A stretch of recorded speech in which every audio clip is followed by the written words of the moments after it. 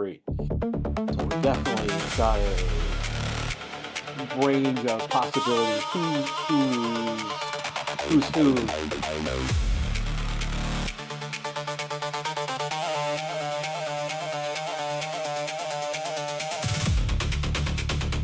Got about a minute or so before qualifying starts. 18 minutes on the board for Q1. Unlike sprint qualifying, they're allowed to use any tire they want, so they've been using mediums and mediums and softs, but it'll probably be mostly softs. Most likely they'll use soft tires. It was like here. So loud. It's a sign in the crowd. That's brilliant.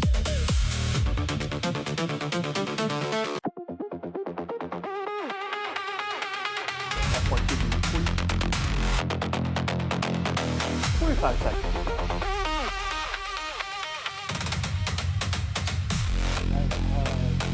Yeah, it was a poll up. Which car will get the pole position today? We got about 835 votes. A few more I should throw in, but it's basically 61% Ferrari, 20% Mercedes, and 9% McLaren. Jump between 9% between McLaren and Red Bull depending on the mode. Yeah, I picked the McLaren because I could. Don't know why I did, I just did. I guess I got Lando on the mind. No, I think we did a similar poll in FP3, and I picked McLaren for Lando for FP1. I took the P1. So first two are on the out, Sainz and then Albon.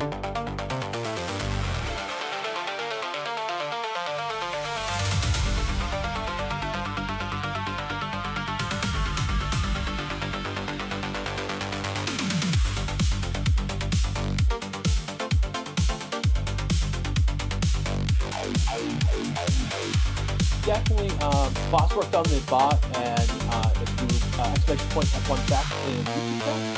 The bot will give you some F1 facts, including things that you think are pretty obvious. And it's tricky. The last one was given with the students investigation looking at it. And if you're new to F1, that's not obvious. So, we welcome everyone here. If you've got a question in chat, now is a great time, just ask. We'll give you an answer.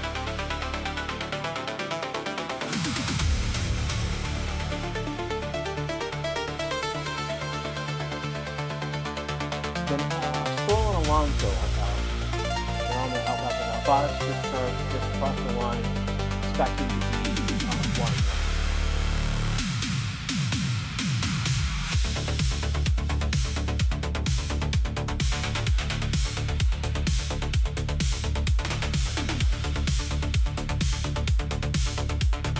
Flag is FP2. Pedro in FP1.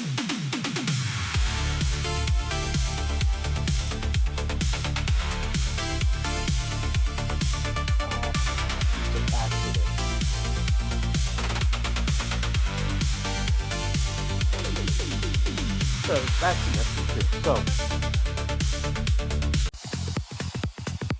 So Bottas, Sainz, Perez, Albon, Stroll, Alonso on flying laps. Hamilton and Leclerc are coming out right now.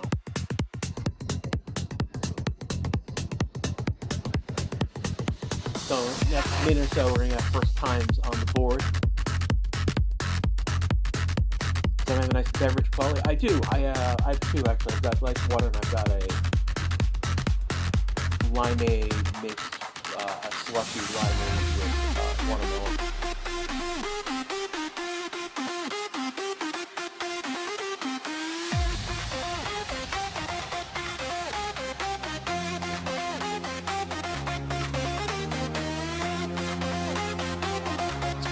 Bottas comes to the line right now, so he's going to the first time. 133. 123. 10 seconds. So it looks like Bottas might be going around again. Albon's the 121. President on flying back. So I think if Bottas is doing 2 laps to warm up his tires. Alonso does a 120.665. Not bad. And Stroll is a 120.8. That's a difference of 182. Given what they did, we will see faster times for our first outing.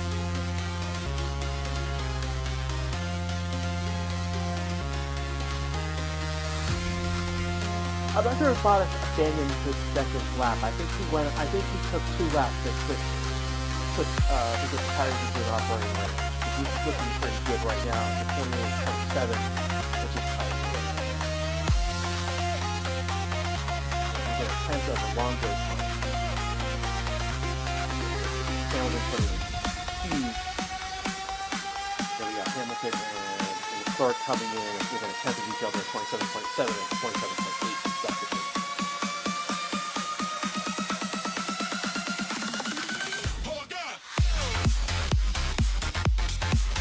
Bottas is going to come in 4th with 121.7, Perez with 121.8. Second and half a tenth, and a second almost 2 tenths for Perez.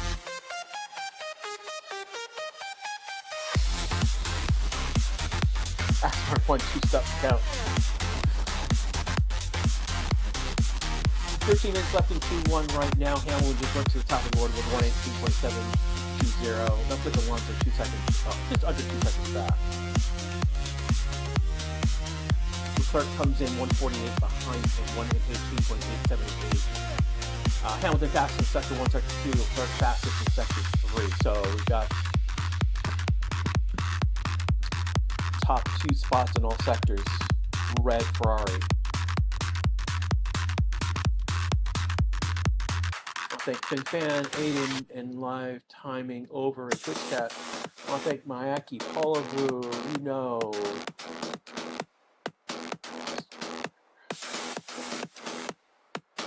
If I haven't called out your name, say Sid is here. If you're a member in the YouTube chat, say something. If I haven't called out your name, I'm calling out basically the family members of the YouTube channel. There's the people who donate. Clerk's time has been deleted. He dropped out of second. No time. Track times deleted on turn 3 for the Clerk.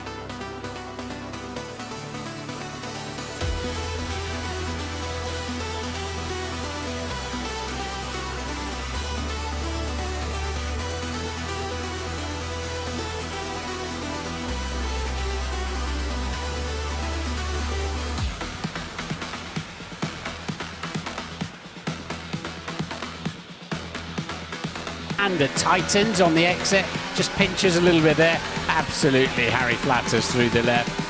He has to lift off a little bit, but not really downshift. Big braking zone downhill now. Keep pulling the shifts right into the apex. Pick up the throttle, sweep to the right-hand side. Now, there's a lot of grip on the inside of that corner. Open the steering wheel.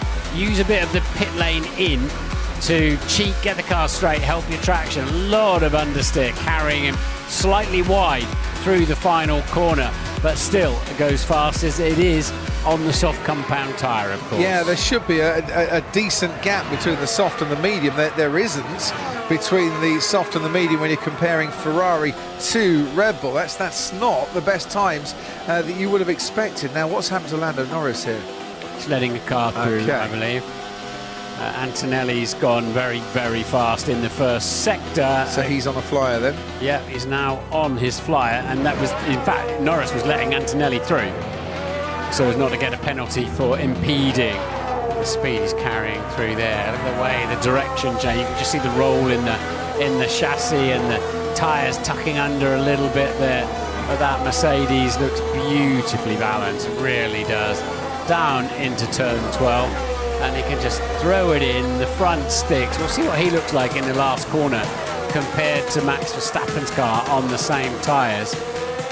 Touch wide through there, but flicks across, and Max had a lot of understeer here. Antonelli looks like he's got more command of the front axle of that Mercedes.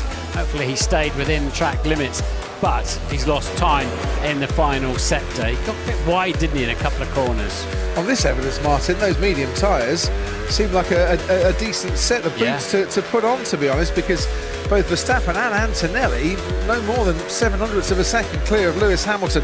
George Russell is, unless he's got a great final sector up his sleeve, and that didn't look brilliant through the final corner, yeah, he's not going to be anywhere near the top three. He's not. Fifth fastest only for George Russell. So Leclerc went again, and he's popped it into sixth place, as you can see, with a 1:19.3, which is probably kind of okay in Q1. We'll see what the cut-off zone is. Oscar Piastri, fraction outside of the time he needs through the first two sectors. Lando Norris quicker by a couple of tenths through the first part of the lap, actually 4 tenths in the first part of the lap. Piastri, though, to the final corner. We'll be hoping he's kept some grip alive in those tyres, but that was a lot of drifting entering the final turn, and he goes fifth fastest ahead of Russell, but a long way on this track behind the likes of Hadjar and Hamilton, Antonelli and Verstappen.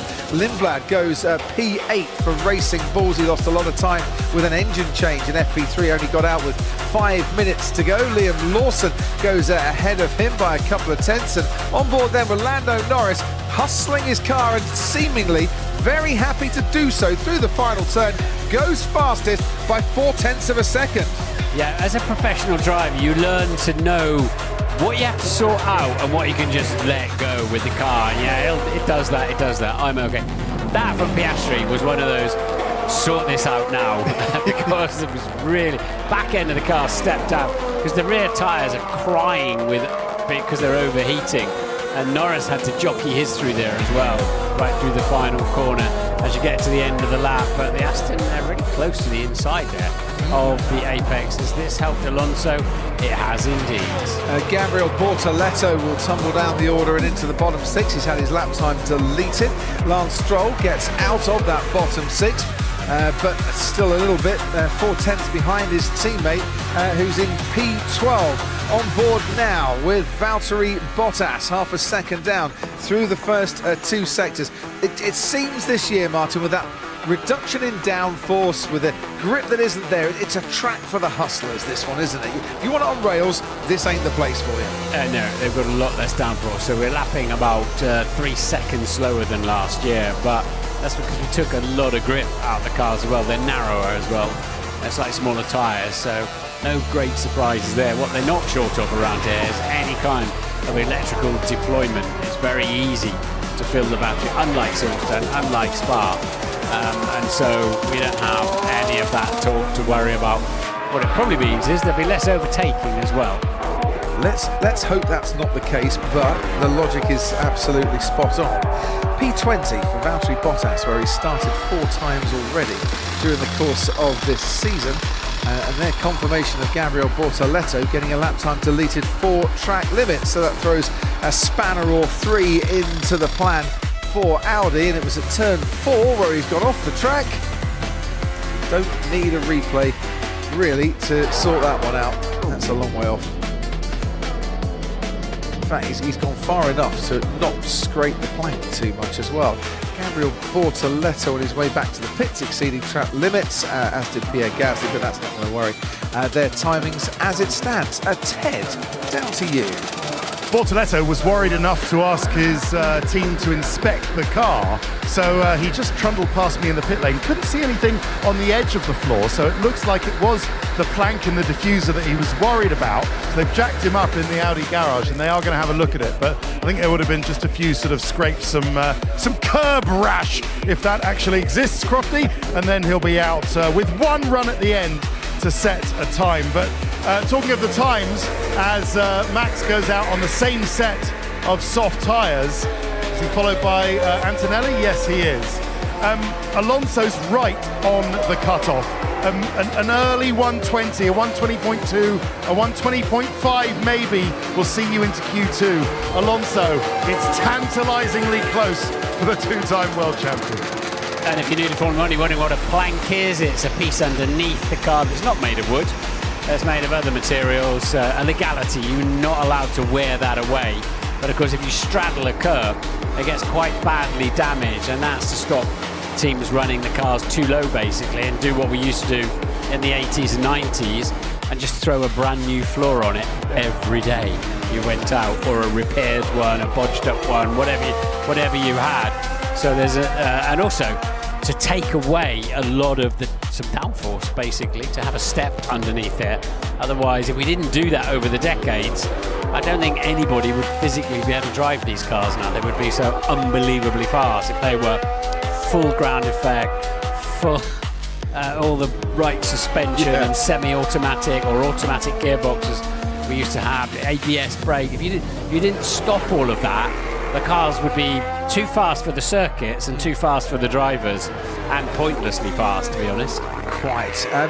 Esteban Ocon currently 14th in the timings, ahead of Ollie Behrman, who's out-qualified him at the last 4 consecutive Grand Prix. Behrman in that bottom 6, along with the 2 Williams of Albon and Sainz, the 2 Cadillacs of Bottas and Perez, and the Audi of Bortoletto, who needs to get a time on the board. Max Verstappen's gone out on a set of used tyres, but we were seeing in the practice sessions, the tyres were actually, once you cooled them down, okay to go for another run and to go faster too.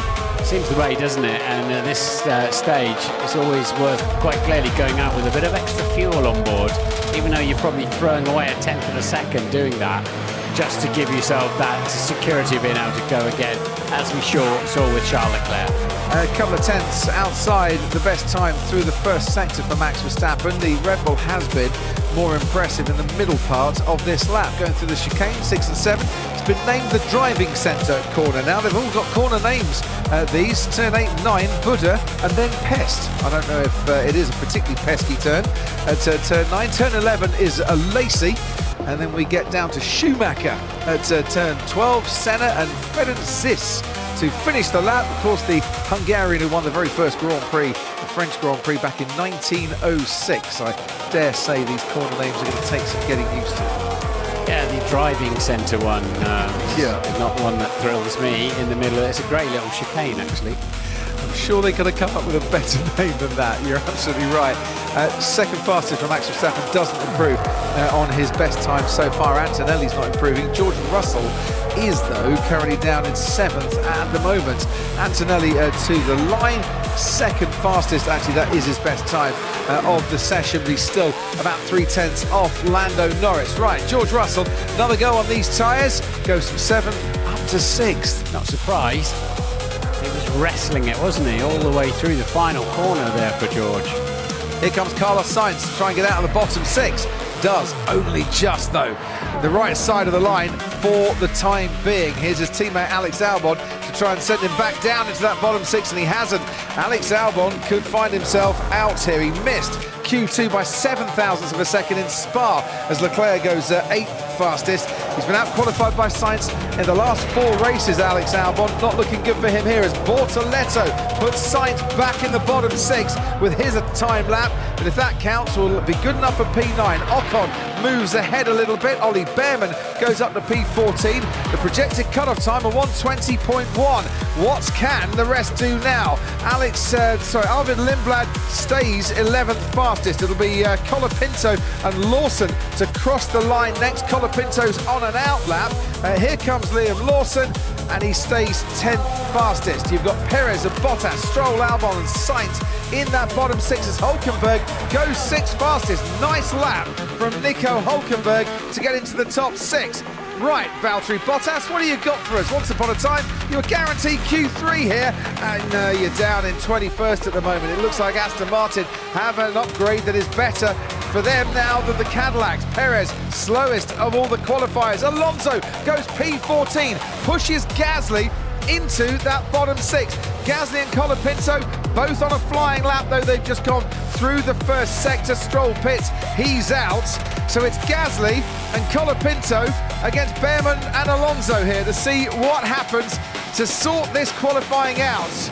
And there's a lot of people, I'm sure, with all due respect to Alpine, are probably keeping their fingers crossed that Fernando Alonso can make it into Q2.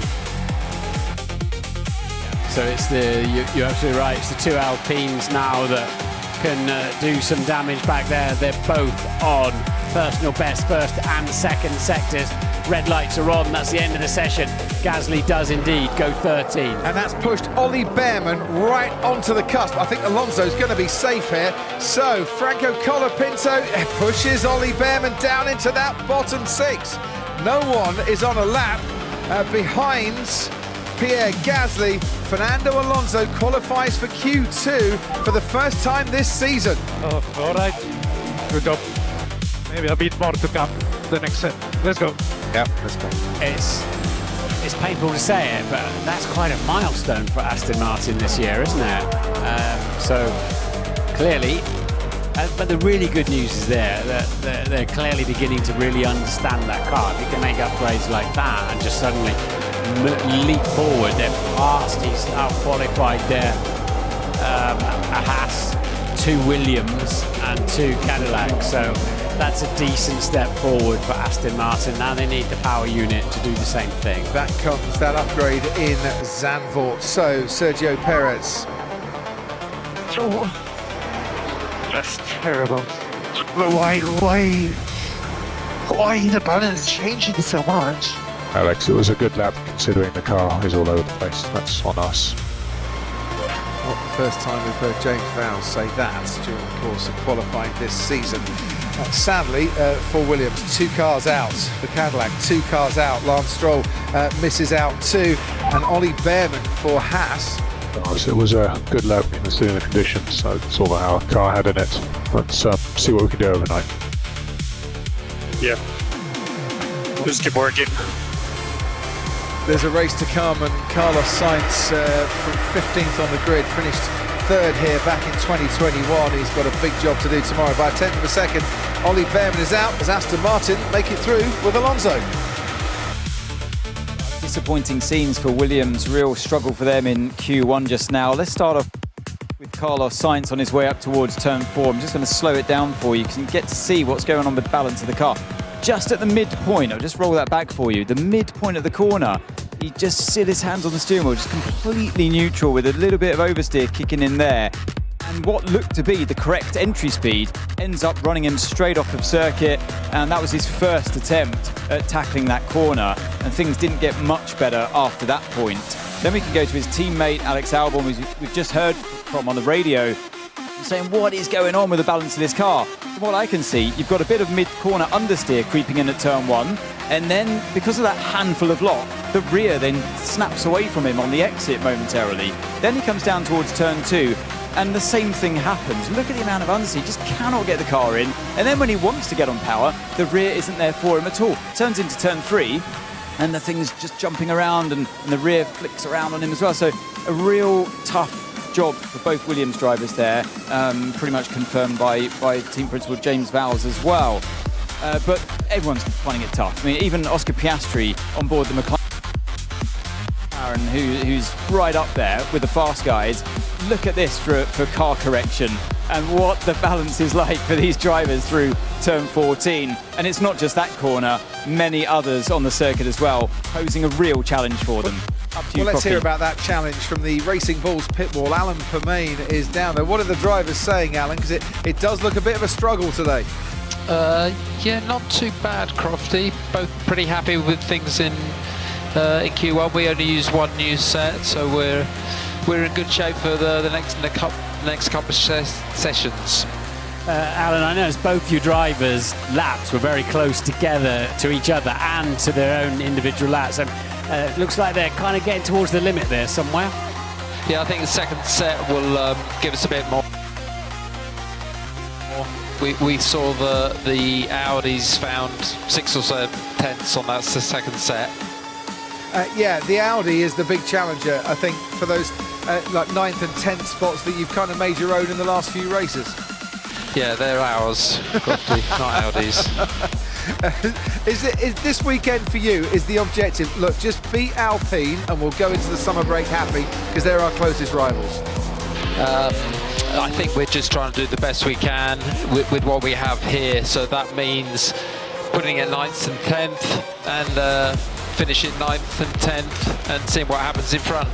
Love it. Thanks, Al. Hopefully, we'll talk to you ahead of Q3. See if you've got cars in Q3. But the object now is to find that top 10 time so you can go for pole in a little while. And Aston Martin, well, they're in it. Fernando Alonso did get through to the second part of sprint qualifying in Canada. He didn't take part in it because he crashed his car by that stage. And yeah, there's a rare treat for the Aston Martin pit wall. They've actually got a vested interest in the Q2 session. First time this year. Yeah, good news. And so Alonso is showing on a used set of tyres out there, I believe. But the key thing is that Leclerc managed to get through on the same set of used tyres. He ran again, so he didn't have to lose a set of tyres in On the mediums, yeah. on the medium tyres, absolutely. But Ted has further news.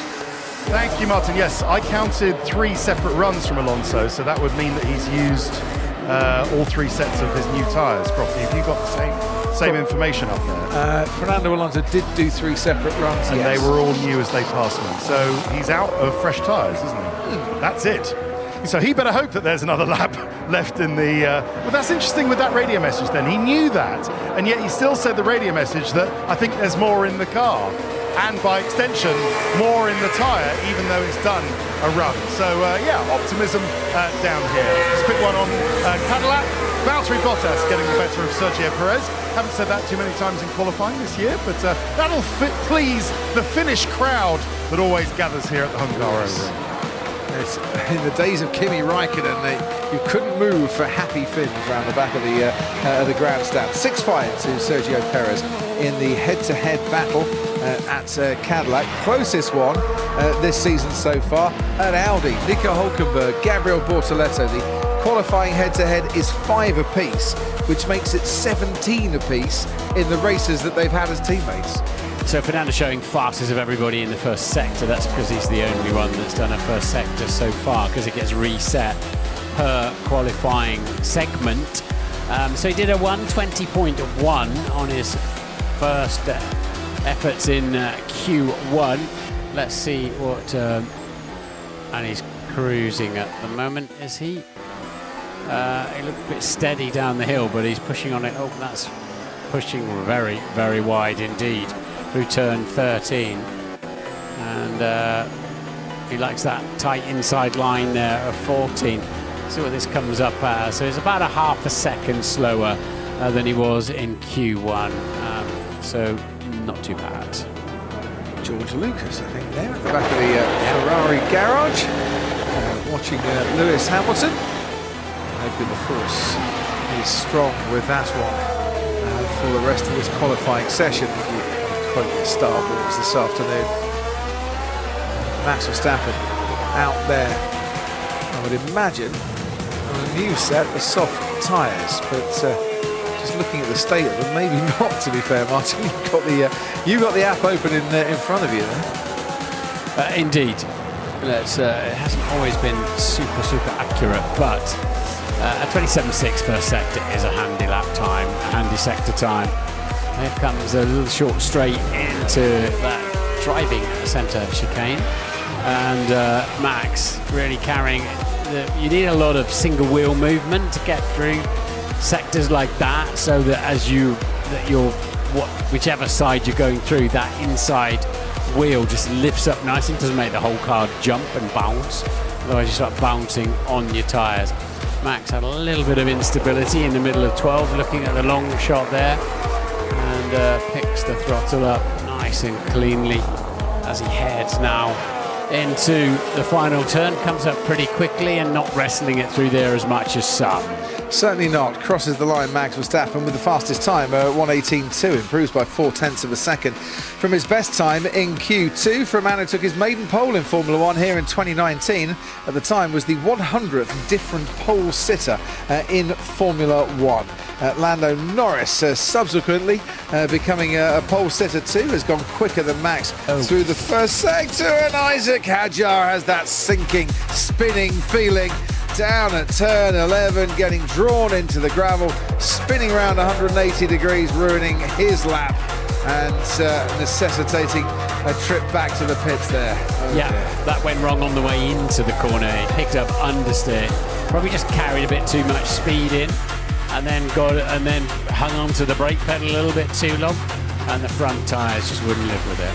I think the good news for Charles Leclerc and for Lando Norris, who's on a used set of tyres, is that the yellow flag had stopped waving by the time they got down to that corner. Leclerc goes second fastest. Norris crosses the line now, 3/10 of Max Verstappen. But as I say, that's a used set that he's using. Only one set used during Q1 as well. So they're saving tyres for the top 10 shootout. They think they'll be in there no problem. Arvid Lindblad goes third fastest, and Alan Permain saying they were saving tyres during Q1 for him too. George Russell got caught up in those double-waved yellows that were flying when Isaac Hadjar went off the track as Ocon goes 8th fastest. So I think George Russell's first flying lap here compromised by those yellow flags. 8th fastest for Gasly. Antonelli 7/100ths of a second clear of Max Verstappen. So he didn't get compromised by the yellows. George Russell did, and that's just bad luck being in the wrong place at the wrong time for George. Yeah, to confirm, Antonelli Verstappen new tyres, Lando Norris not. Lindblad was, Leclerc was, and Piastri, both McLarens on used tyres in those front runners. On board with Lewis Hamilton, soft tyres on, not the mediums from Q1 that served him so well. Goes quickest, wow, into the 117s for Lewis Hamilton by a couple of tenths of a second. And whilst he goes fastest, I said that the yellow flags stopped waving when Charles Leclerc got down to turn 12, where Isaac Hadjar went off the track. I've got no grip on them. Like, I don't know. We're doing something wrong with tires. I have zero grip. I don't think he's alone in that, Kimi Antonelli, but I can see what he feels because you're just riding on board with him. You can see that he really is wrestling and fighting away. This is the Isaac Hadjar moment down at turn 12. Yeah, so he understeered, front slid into the gravel, and then of course the back has no grip when it gets there.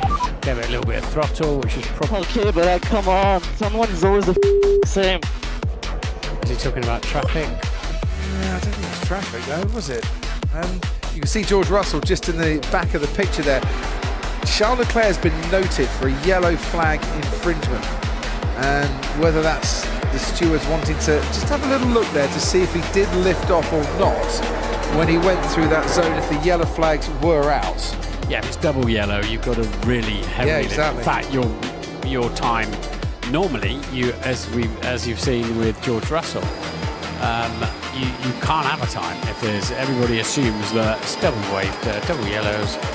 If you go through that zone, that's it. That's your lap goal. You don't even try to do a time.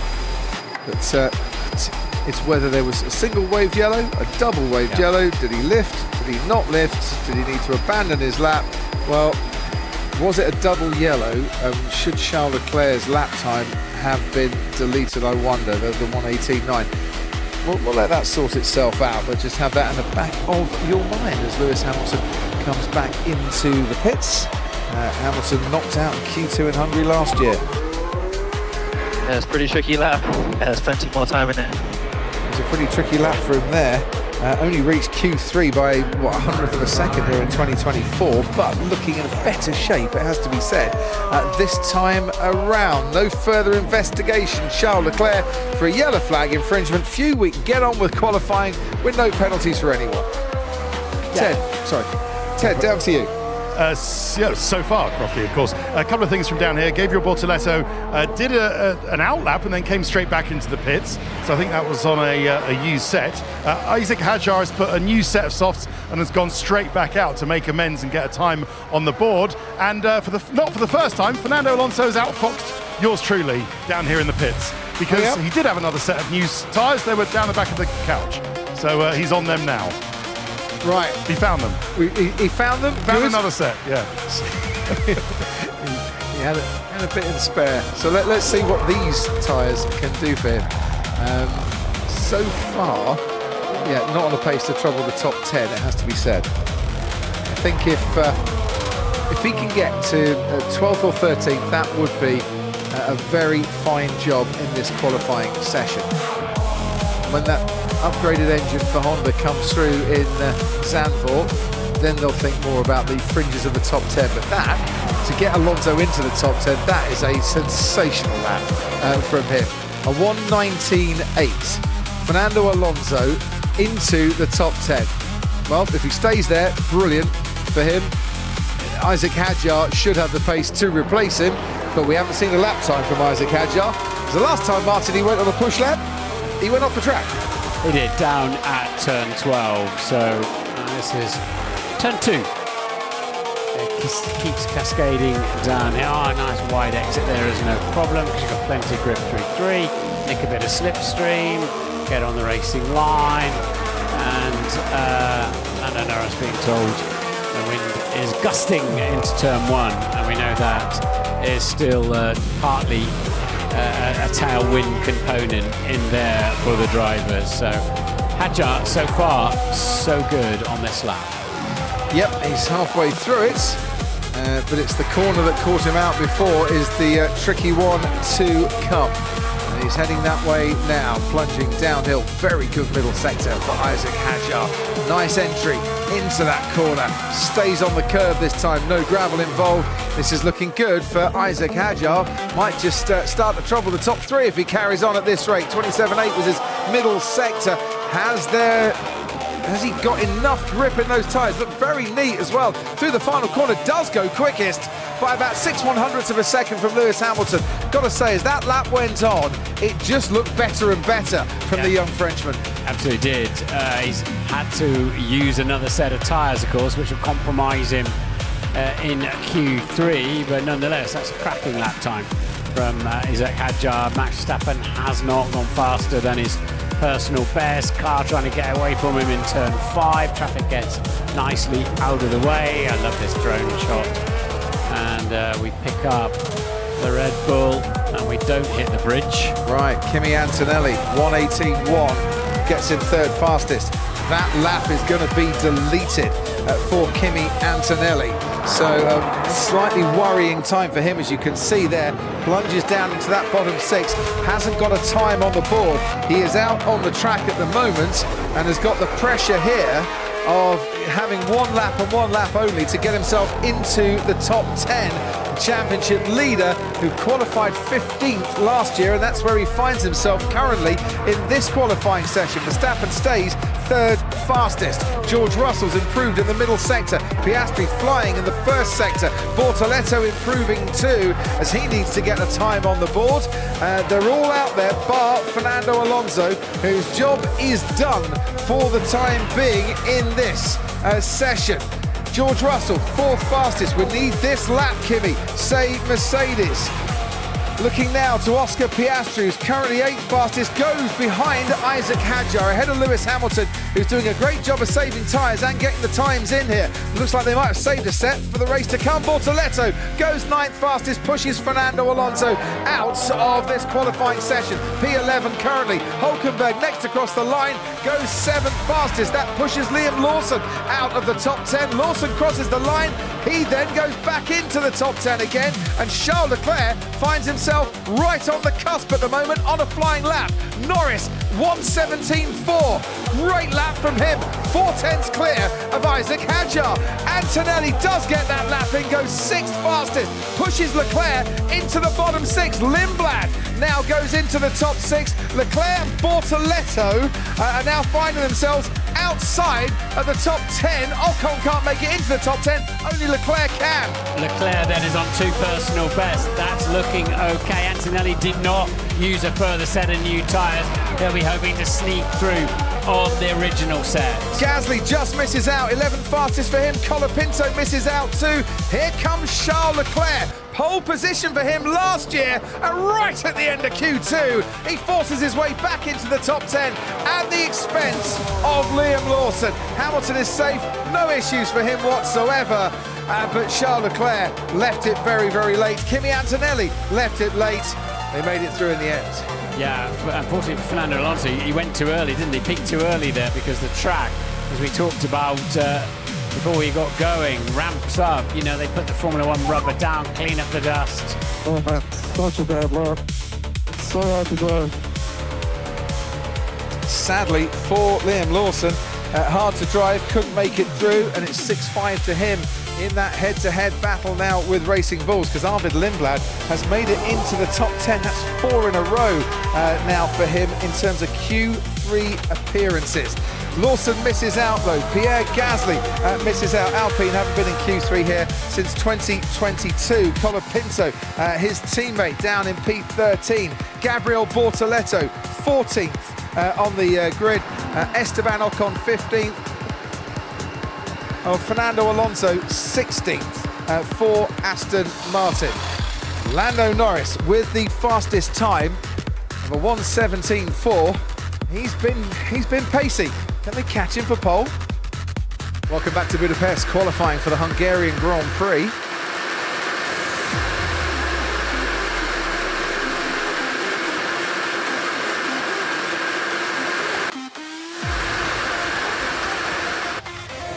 Where Arvid Lindblad finds himself in the final part of qualifying. Anthony Davidson down at the Skypad. What are you monitoring after that Q2 session? Oh, that was a frantic one, wasn't it? Really enjoyed that. Pretty much all started here, all the action with Isaac Hadjar in turn 12, getting a bit of understeer first of all, getting in the gravel, then looping it around. And a few drivers were affected by that, not just Isaac himself. There goes George Russell, and we've got his onboard here that we can go to. He was on a hot lap on the brand new soft tyre, and you can see the dust on the right hand side of your screen. He sees that yellow flag, car going off into the grass, and has to back out and abort his lap. But then there was intrigue around this guy here, Charles Leclerc. Now, listen, I'm not going to speak over it, just listen to him lifting off, because he gets a single yellow flag, light panel on the exit of turn 11. Here we go, and listen to his throttle lift off plus a downshift.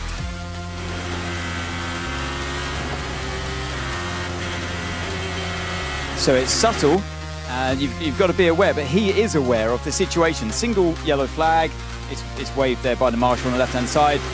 He knows when you're on a hot lap, you just need to lift off. It's very brief, and let's be honest, it doesn't really do much to your lap time, but lifting off seems to suffice these days with the stewards, and he gets away with that one. That's why he was momentarily under investigation, but was allowed off the hook. And then finally, this one here with Kimi Antonelli, turn 6 and 7. So 6 is this corner here, 7's the next one. I'll play at full speed first of all, see if you can see any track limits. So it's the apex of the corner. I'll just rewind it for you and show you how tight this is. I just have to go frame by frame here, because it's the inside white line where, yeah, it's probably, where are we? Yeah, probably there, give or take, but how close is that? So they've got a real eagle eye on this one, more than what I can spot from this onboard anyway. So that, I know the stewards have got different angles, but that's what he was pinged for.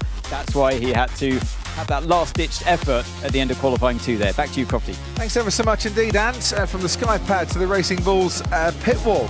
Alan Permain, you've got a man in the top 10, and it's Arvid Lindblad, who's come up trumps in qualifying again. What's he doing that Liam isn't quite finding in this session? You might be on mute there, Alan. It's like a Zoom call gone wrong. We can't quite hear you. Let's try again. How about now? That's brilliant. Yeah, not obvious, Crofty, what really was going on.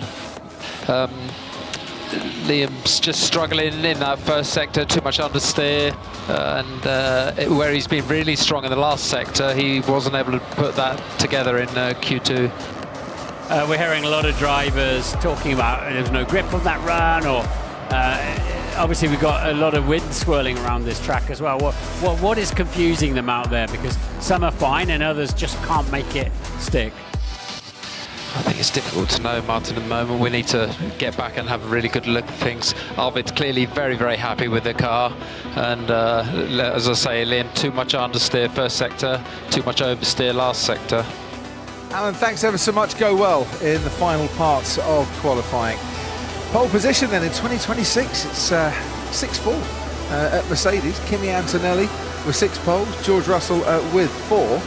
It's not a given that Mercedes are going to be on pole here today. Lando Norris starting to look like a very, very keen contender. Yeah, Lewis didn't put another set of tyres on, unlike Charles Leclerc, but so it kind of looks like Lewis versus Lando, doesn't it, for pole? But then I think when it all settles down, Charles Leclerc can be in there as well, Oscar Piastri too. I think the Red Bulls have got some pace if they can just nail it.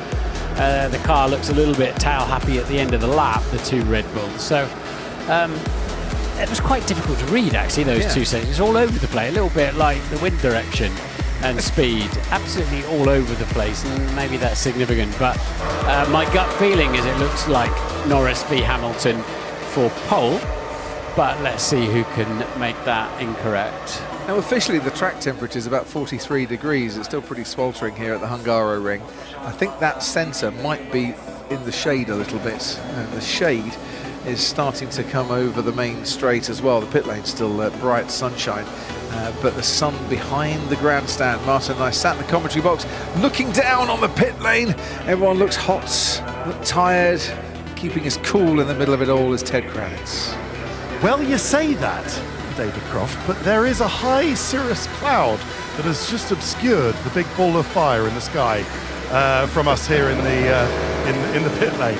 Actually, as I say that, just talking about a qualifying cloud, it's being blown away by the wind. You see that so now it does happen. So now the sun comes out again. But the sun shall shine on Nico Hülkenberg. Not for him, the hell of the 11th place that's really sort of tantalised him. How many times has he been 11th in qualifying this season? Oh, too many. Quite a few and too many, yes. So yeah, Gabriel Bortoleto, Audi, saying my bad, it was my problem, not a good qualifying from me. But Nico Hülkenberg, I remind you, still without any points in 2026. Surely he'll end up 9th or 10th in qualifying, and then surely that'll be his debut points by the time we talk again Sunday afternoon. Here's hoping. Wow, the longest Nico Hülkenberg has ever been in a season without scoring a point.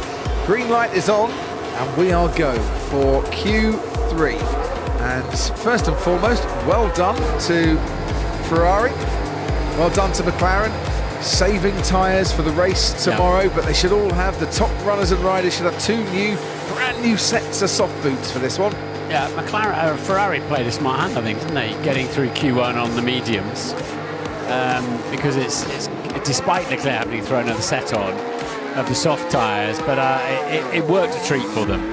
And now we'll see who's got the pace when everything should be perfect. And it's a track where you've got to give a little bit in the opening phase, certainly in the middle part of the lap, to have payback at the end of the lap. It's quite a hard judgment call, that one. Remember back to George Russell's maiden pole in Formula One, came here in 2022. I don't think he wasn't actually fastest in any single sector on the lap, but there was enough consistency over it to get that pole. Yeah. Rear wing wide open then, and that'll close. The aerodynamics will reattach pretty quickly, and you take a nice sweeping.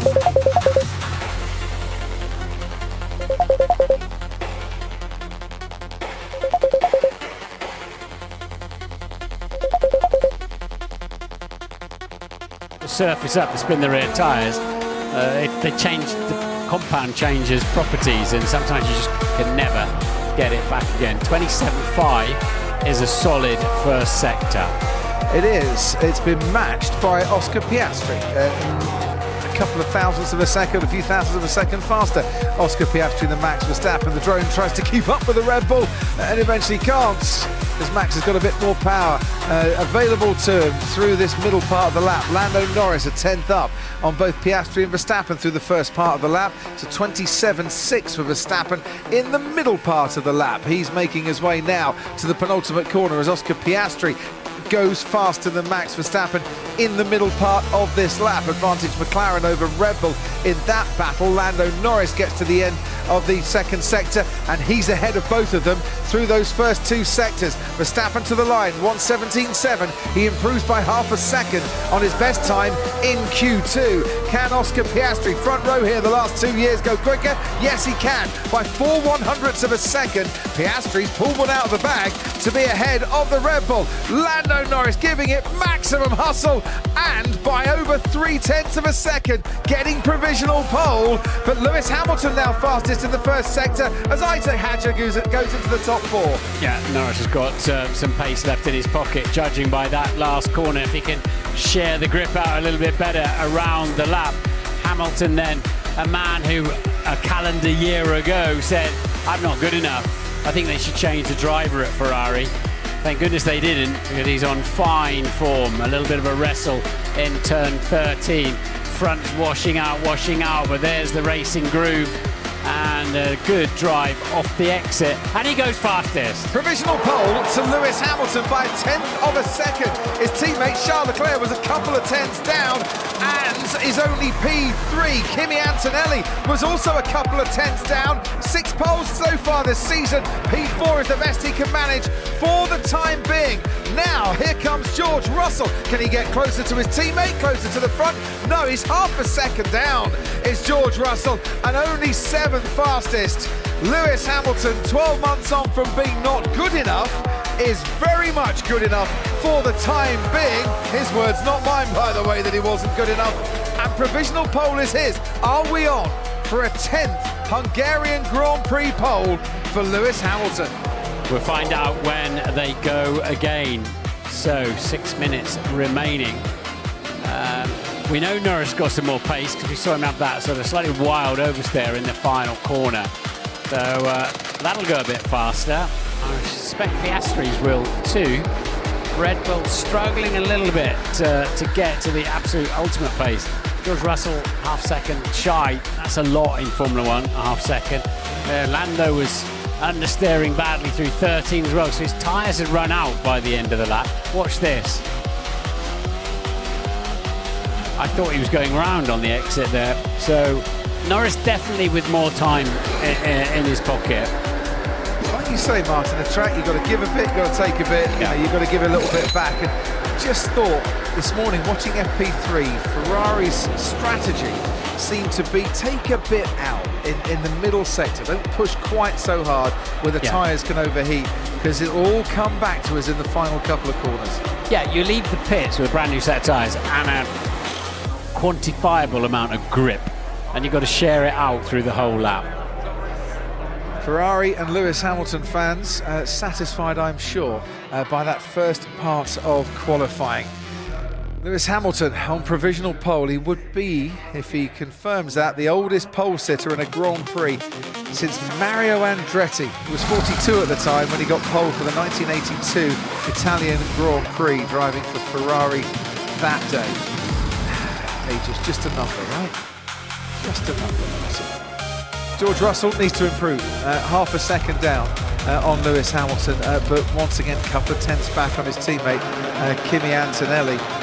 You don't have time for a cup of tea, don't miss the end of this. This is going to be great. Well, they're all queuing up, aren't they? And even on a track that's 2.7 miles, those couple of tenths, 3 tenths can be made up. Worth pointing out, though, this time last year, Charles Leclerc took pole, and he was the only driver to improve on his Q2 time here at the Hungaroring. Now we're seeing others improving by a 10th here and a 10th there, but he was the only one that managed that improvement. The question now is, can they improve on their first time in Q3? I think there'll be, as long as somebody doesn't sort of dip a tyre in and drag dust onto the track.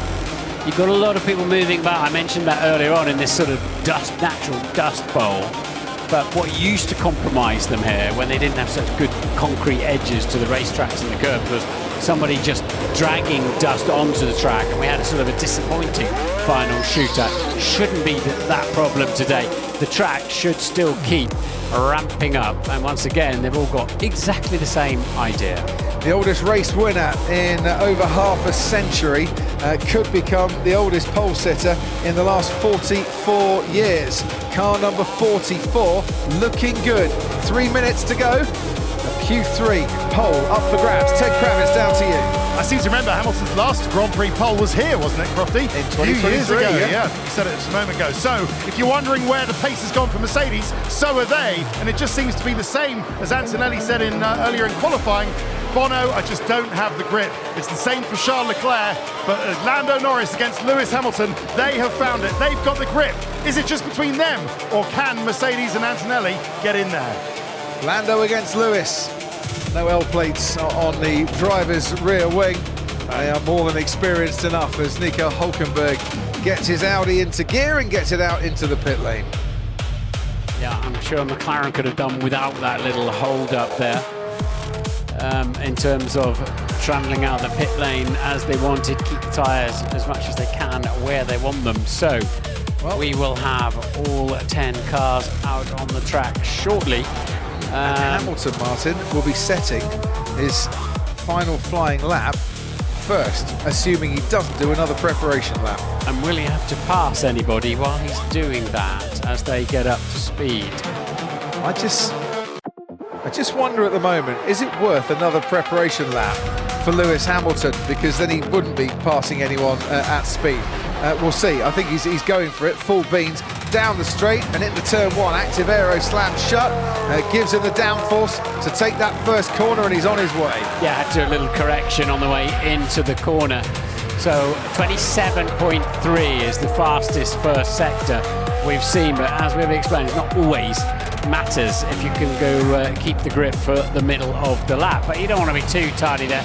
It's a 27.5. We did see him have a correction or two, or is he just saving the grip in the final two sectors? We're about to find out. Charles Leclerc at 27.6, neither Ferrari improving during the first sector.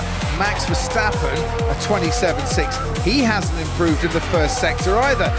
The only one who has improved is Kimi Antonelli with a 27.4. That's the threat to Hamilton at the moment, who, as you can see through the first two sectors, is nearly half a second adrift of a time he needs to extend his pole advantage. Who else in the middle sector? Leclerc's gone slower too, a 27.9 for him.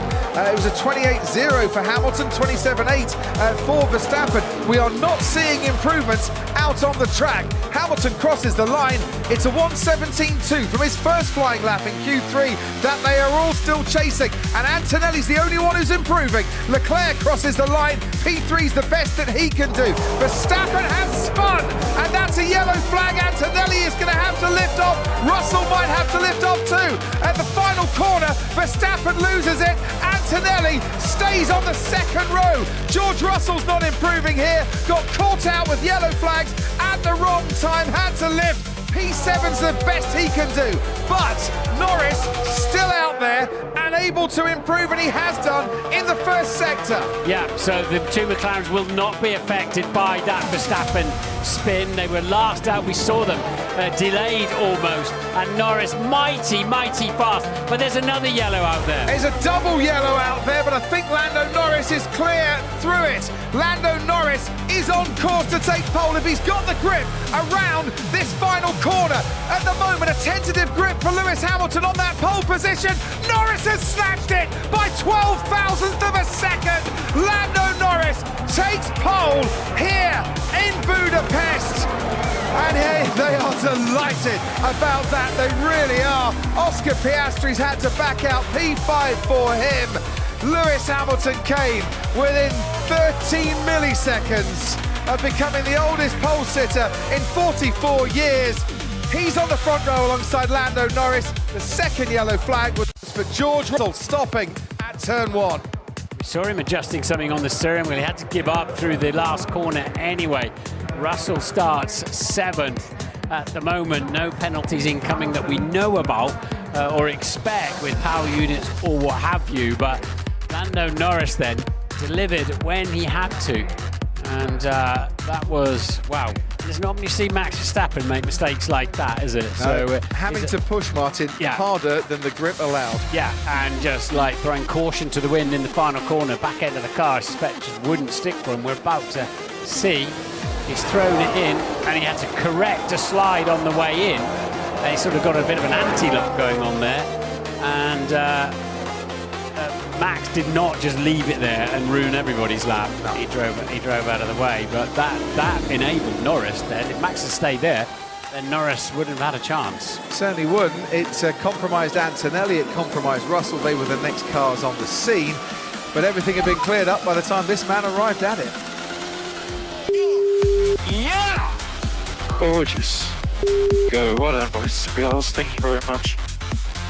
For the second time in 3 years here in Budapest, and for the first time this season, Lando Norris is on pole. Mercedes power, but not Mercedes.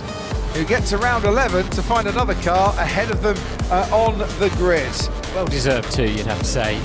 We didn't, I was watching it, but I think you were commentating on something else, but Lewis had a really wide run through the last corner, kicking up the dust on the outside a little bit. So a difficult final lap for the two Ferraris. But Norris found a way through the chaos. He was the only one that really improved substantially on his first flying lap. The rest were all struggling a bit on that one. At the margin 12 seconds, which means the last 5 Hungarian Grand Prix poles have been decided by a combined margin of 0.107 of a second. Like just over a tenth. The last 5. It does deliver drama in qualifying this place. It really does. I think Lewis felt that pole would have been his there, but for whatever reason, the improvement just didn't come with the second lap, and even improvement by a couple of hundredths would have done it for him. You never wanted to be in the past, in the early days there, on the right-hand side of the grid, did you? Second, fourth, sixth. But it sort of sorted itself out a bit these days, but it's still not good. No, it's not. The F3 race this morning, I think it was Freddie Slater was second on the grid. Didn't seem to get away very well, and I'm not sure in the F2 race that it was... you certainly in the past wanted to see if it makes a difference. An incident involving Hamilton Piastri has been noted for impeding as Lewis Hamilton was on a lap. Could Piastri have impeded him, or is it vice versa? Vice versa, because we saw Piastri get out of the way on Lewis's lap and then would have to repass Lewis after Lewis finished his lap. So, because I'm pretty sure we saw Piastri getting right out of the way, didn't we, coming out turn 12? Yeah. We'll keep an eye on that. The stewards might decide to investigate. It's just been noted for the time being. Nico Hülkenberg qualifies 10th, by the way. Arvid Lindblad 9th on the grid in the Racing Bulls. That's the second time in 3 races he's been 9th on the grid. He was 7th last time out at Spa. Isaac Hadjar, P8 for him. Disappointment for George Russell. Why did his car stop? Was there... well, they need to give a sample of fuel at the end of qualifying. Did he stop before that fuel ran to a level below that they need? Is it a litre of fuel you need to have, Martin? It is indeed. So what was he ordered to stop because the car was running out of fuel? But that doesn't count, because they'll take that into consideration so that you don't stop out on track to make sure you've got a litre plus. So is there another issue affecting George Russell's car? A lot to tidy up. Don't go anywhere. Natalie will be back in the paddock with Ant and Jamie in a few moments, but David Coulthard is hosting the post-qualifying interviews down in Parc Fermé. So, welcome to our top 3 finishers from the qualifying session. Well, Lando Norris, welcome back. It's been a while. Your first pole position as world champion. Yeah, no, thanks. Very, very happy to be back on top.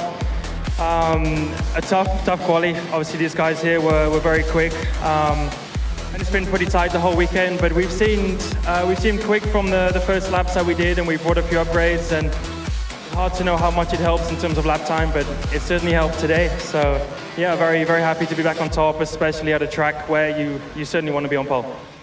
It's been great for us as fans to not know who was really going to end up with the pole position. In the end, it was 100th of a second. You knew Lewis had the pole, you were going into that lap, you nailed that first sector. It's been a sector that's been strong for you all weekend, so the confidence was building around the rest of the lap. I mean, honestly, I had confidence the whole of today. My laps in Q3 were not the best, even the one at the end, so pleasantly surprised to be on top, but we've been doing a good job. The car's been feeling good, I've had good confidence. I certainly pushed it a little bit more on the last lap. Some paid off, some didn't. But the main thing is we did it in the end. So no, very, very pleased with the team. A big thanks to them for working so hard. And yeah, another big job for tomorrow. Okay, we'll come back to you. So if we can just move on to Lewis. I can see the disappointment, and you were standing there. You were sort of reflecting on that last lap. Just didn't come to you at all because you laid down the position. There's where the track was, but final set of tyres didn't talk to the car. Yeah, firstly, congratulations to Lando. It's a great lap.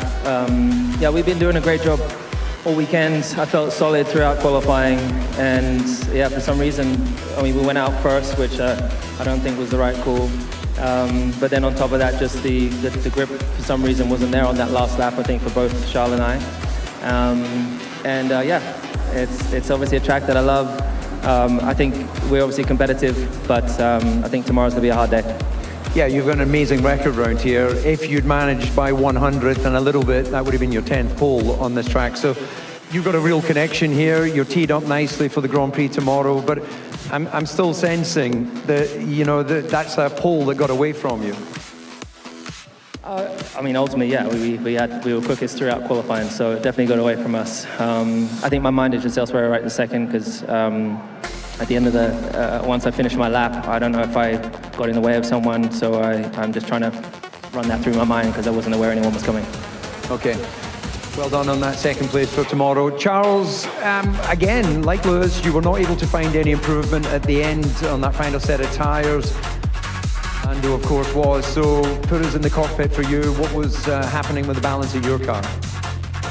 I mean, today there was quite a bit of a wind change, and I don't think I did a great job anticipating it with the car setup. I felt a little bit off from this morning, and then qualifying has been quite messy, to be honest. We've been a bit unlucky in Q2 with the yellow flag in the last sector, and then we were kind of trying to, I mean, we were playing catch up, but the pace was never to the level of Lewis. So yeah, it was all about trying to maximizing today, and I felt I kind of did it.